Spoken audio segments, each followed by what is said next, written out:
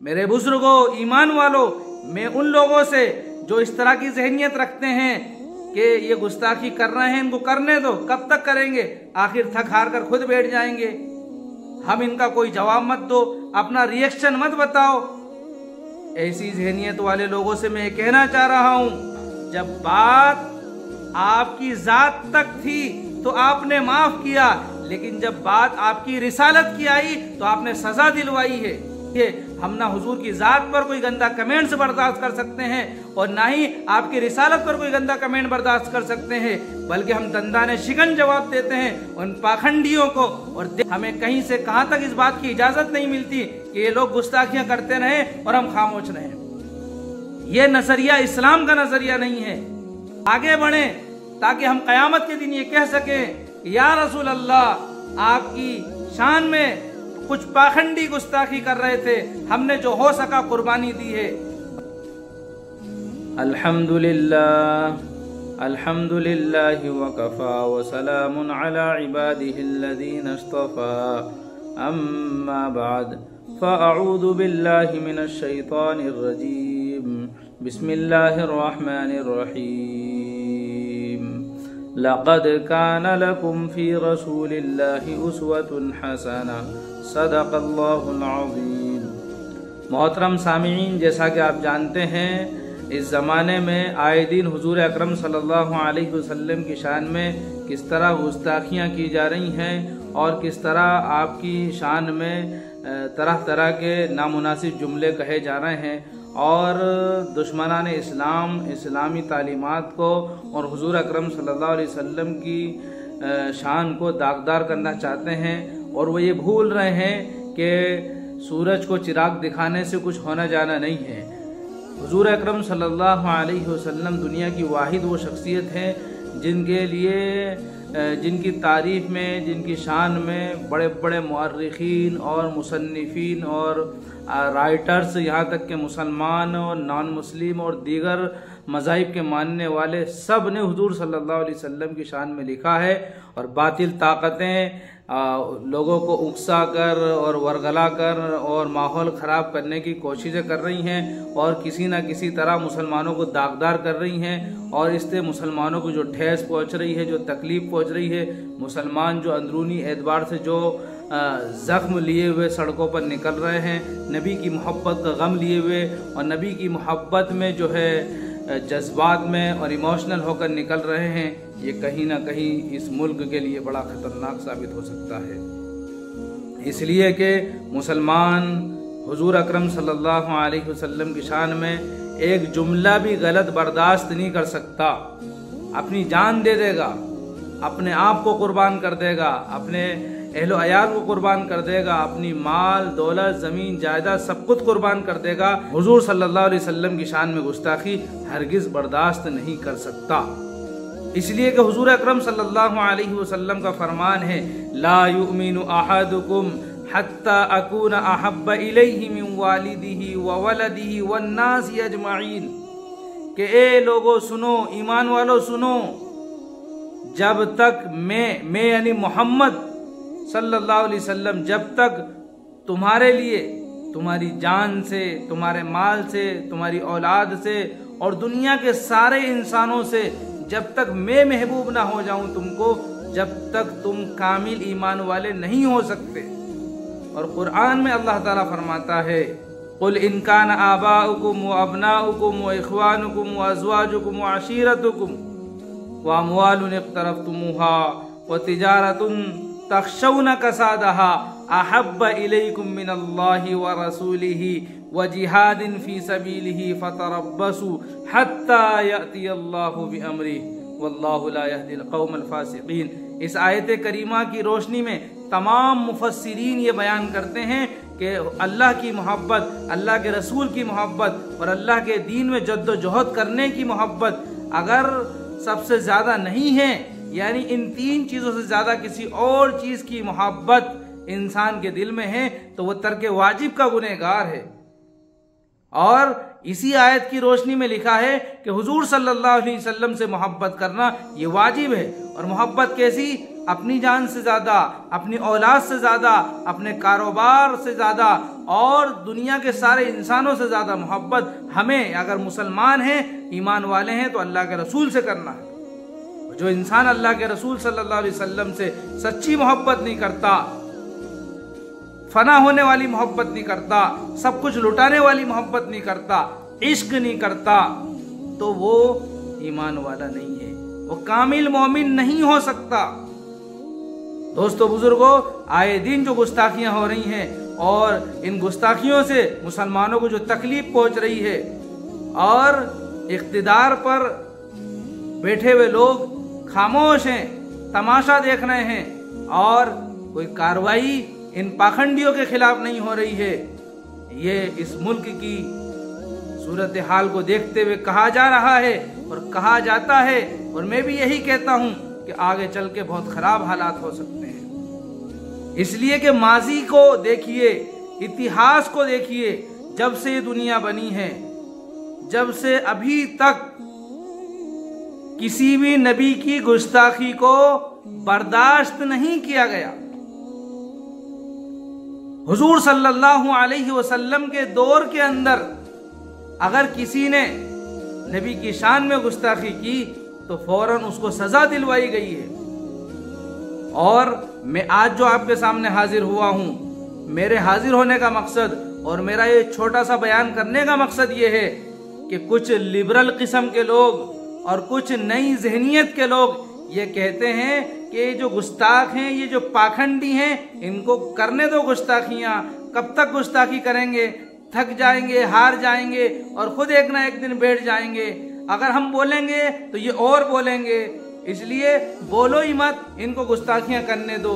ये मेरी एक आलिम दीन से बात हुई तो वो ये मुझसे कह रहे थे कि इनको गुस्ताखियां करने दो, कब तक करेंगे? हम बोलते हैं तो ये बोलते हैं, मतलब ये है कि हम एहतिजाज करते हैं, हम मुजाहिरा करते हैं, हम कानूनी लड़ाई लड़ते हैं, तो इन लोगों को कोई सज़ा मिलती नहीं है, इन पर कोई कार्रवाई होती नहीं है। वो ये सोच रहे हैं कि उन्हीं के पेशाब में चिराग जल रहे हैं। वो अपने आप में अपने आप को पता नहीं क्या समझते हैं। उन पर कार्रवाई नहीं होती तो वो बेफिक्र होकर और बेखौफ होकर वो मुसलमानों को ठेस पहुंचाते चले जाते हैं, मुसलमानों की मजहबी शख्सियात को दागदार करते चले जाते हैं और इस्लामी शायर को वो बदनाम करते चले जाते हैं और इस्लामी शायर के ऊपर इल्ज़ाम तराशियां और उनके ऊपर गंदे कमेंट्स करते चले जाते हैं। वो उन पर कोई कार्रवाई नहीं होती तो वो ये कहते हैं हम बोले ही नहीं, ताकि वो ये हमारा मिजाज देखकर कि हमें कोई जवाब नहीं देता वो खामोश हो जाएंगे। ये एक आलिम दीन की ज़बानी मैंने सुना, अपने कानों से सुना। मुझे अंदर से ऐसा करंट लगा कि मैं लरस गया कि एक आलिम दीन किस तरह की बात कर रहा है। मेरे बुजुर्गों, ईमान वालों, मैं उन लोगों से जो इस तरह की जहनियत रखते हैं कि ये गुस्ताखी कर रहे हैं, इनको करने दो, कब तक करेंगे? आखिर थक हार कर खुद बैठ जाएंगे।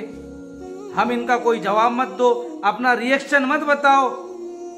ऐसी जहनियत वाले लोगों से मैं कहना चाह रहा हूं।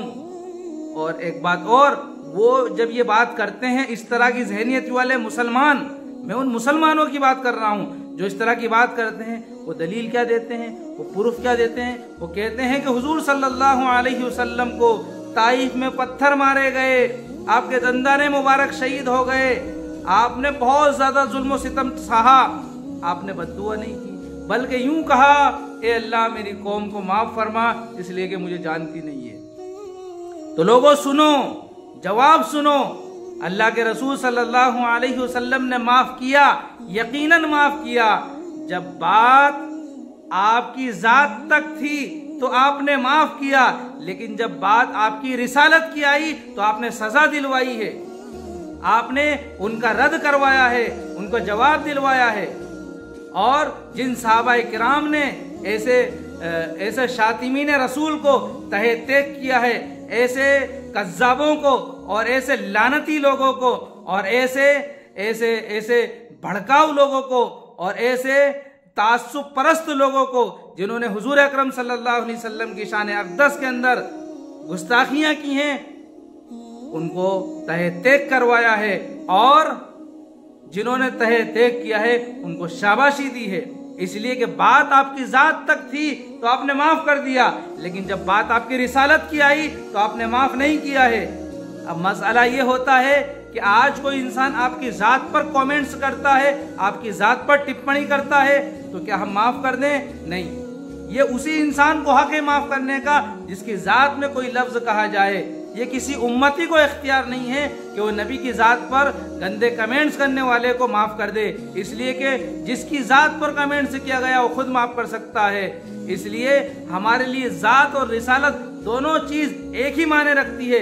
हम ना हुजूर की जात पर कोई गंदा कमेंट्स बर्दाश्त कर सकते हैं और ना ही आपकी रिसालत पर कोई गंदा कमेंट बर्दाश्त कर सकते हैं, बल्कि हम दंदाने शिकन जवाब देते हैं उन पाखंडियों को और देते रहेंगे। और जहां तक हो सकेगा हम अपने मुल्क की सालिमियत को बरकरार रखते हुए, अपने मुल्क के अमन व अमान को बरकरार रखते हुए कानूनी तौर पर लड़ाई लड़ेंगे और लड़ते रहेंगे इंशाअल्लाह।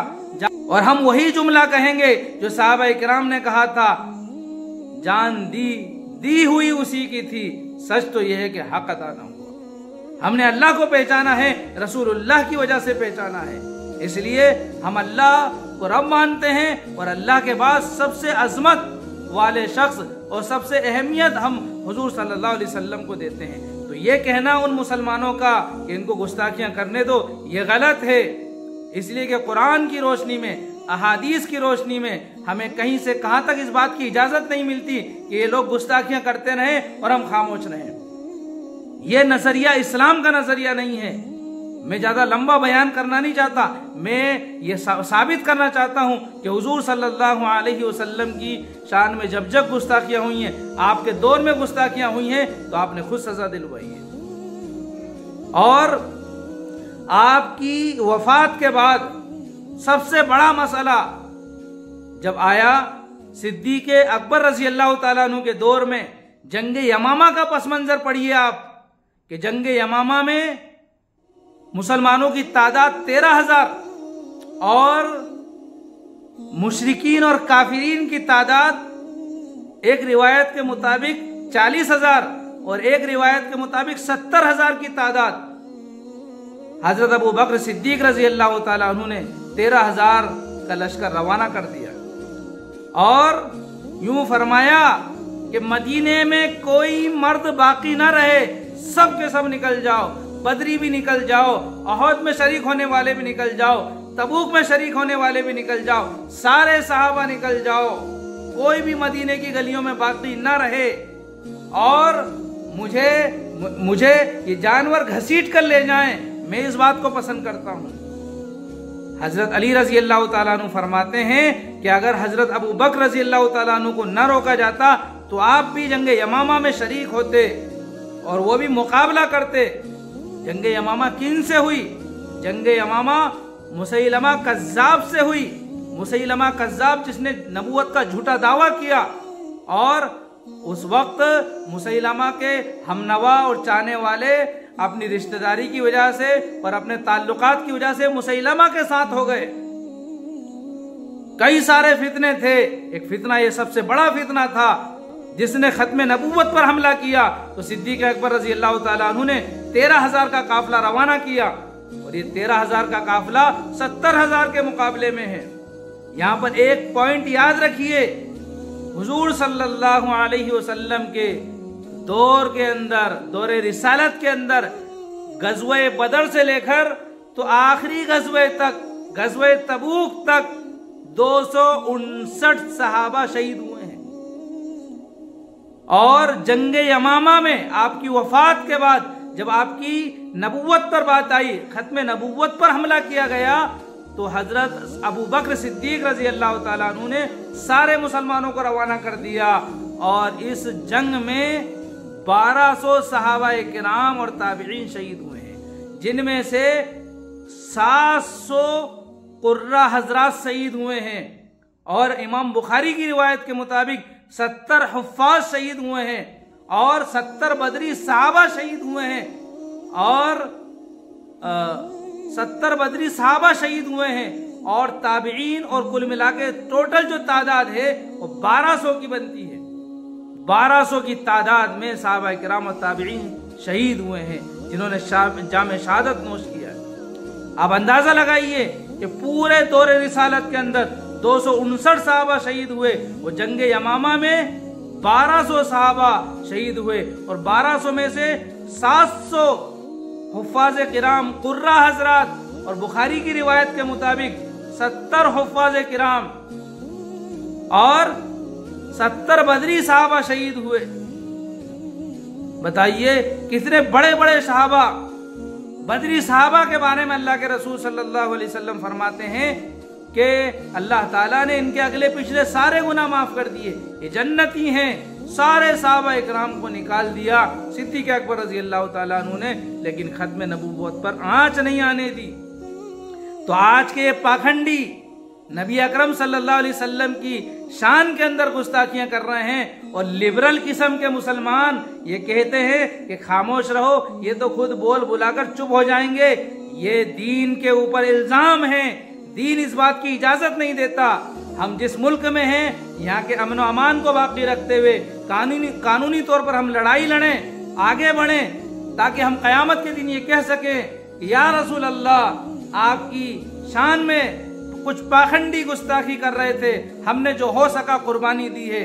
और अगर हमने इतना नहीं किया तो खूब अच्छी तरह याद रखिए हम नबी अकरम सल्लल्लाहु अलैहि वसल्लम को क्या जवाब देंगे। कोई जवाब हमारे पास नहीं होगा। हौज़े कौसर पर जाएंगे तो नबी अकरम सल्लल्लाहु अलैहि वसल्लम मुंह फेर लेंगे कि मेरी रिसालत पर और मेरी जात पर आवाजें उठ रही थी और तुम जो है लिबरल बनकर, खामोश बनकर सुलह कुल का फलसफा लेकर बैठे हुए थे। क्या जवाब देंगे आप अल्लाह को और अल्लाह के रसूल सल्लल्लाहु अलैहि वसल्लम को। खूब याद रखिए कुरान की जो आयत मैंने आपके सामने पढ़ी है, इस आयत का तकाजा भी यह है लक़द काना लकुम फी रसूलिल्लाहि उस्वतुन हसना, कि अल्लाह ताला फरमा रहे हैं कि हमने तुम्हारे लिए रसूल अकरम सल्लल्लाहु अलैहि वसल्लम की जात में नमूना रखा है कि जिस तरह नबी हैं इस तरह अपने आप को बनाओ।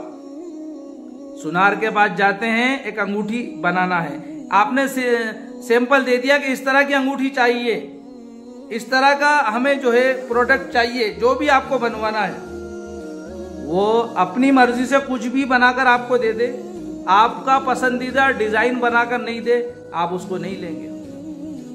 तो अल्लाह ताला ने इसी तरह हमें सैंपल दिया है, नमूना दिया है रसूलुल्लाह सल्लल्लाहु अलैहि वसल्लम को कि इस तरह अपनी जिंदगी बनाओगे तो तुम्हें कामयाबी मिलेगी। तो हमारे लिए आइडियल और नमूना रसूल अकरम सल्लल्लाहु अलैहि वसल्लम की जात है।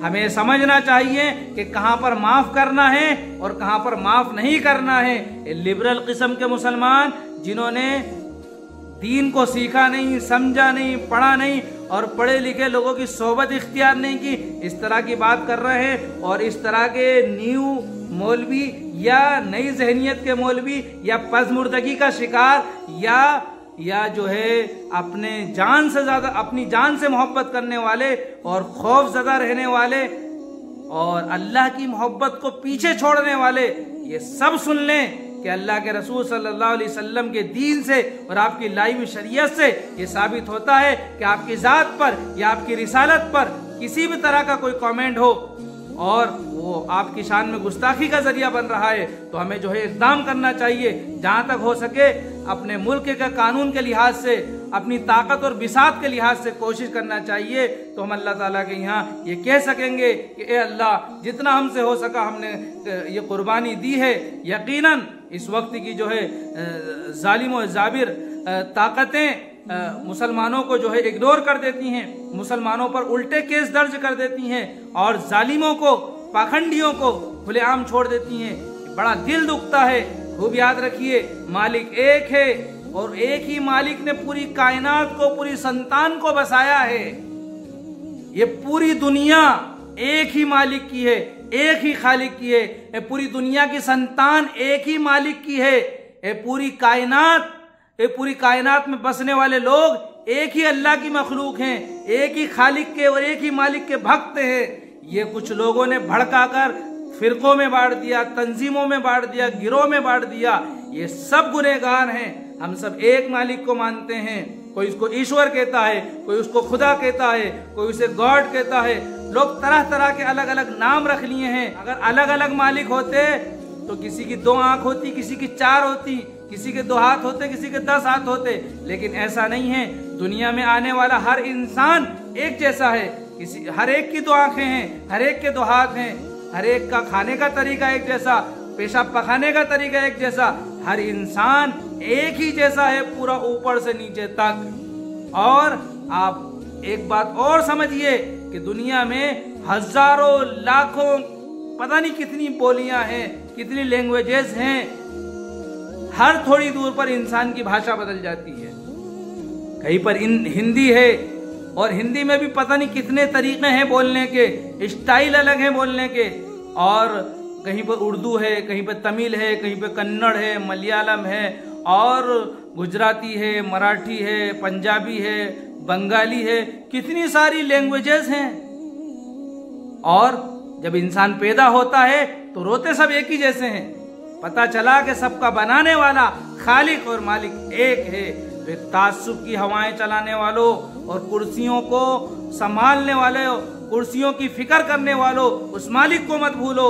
वो मालिक जब पकड़ने पर आएगा तो फिर कहीं का नहीं छोड़ेगा, भागने का मौका नहीं देगा, संभलने का मौका नहीं देगा। इन्ना बतशा रब्बिका लशदीद, बेशक तेरे रब की पकड़ बड़ी सख्त है।